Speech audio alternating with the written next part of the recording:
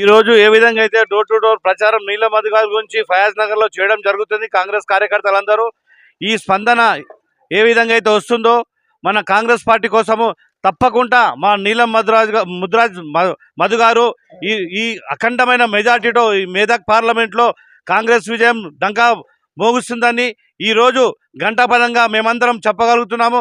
ఏవైతే కాంగ్రెస్ పార్టీ ఈ రోజు వరకు 6 గ్యారెంటీలు చెప్పిందో అది ఇప్పటి వరకు చేసి చూపించింది.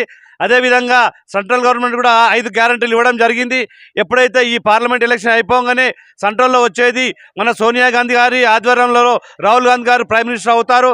కాబట్టి బడుగు బలహీన వర్గాలకు ఏదైతే కార్యక్రమాలు చేపట్టాలో మన కాంగ్రెస్ పార్టీ అయితేనే తప్పకుండా చేస్తుంది. కాబట్టి మనం అందరము ఐక్యమత్యంగా ఏకమై కాంగ్రెస్ పార్టీని గెలిపించి ఈ గుర్తుకు ఓటేసి సెంట్రల్లో కాంగ్రెస్ గవర్నమెంట్ తీసుకురావడానికి శాయశక్తులకు కృషి చేయాలని కార్యకర్తలకు కోరుకుంటూ ఈ అవకాశం పెద్దలకు ధన్యవాదాలు.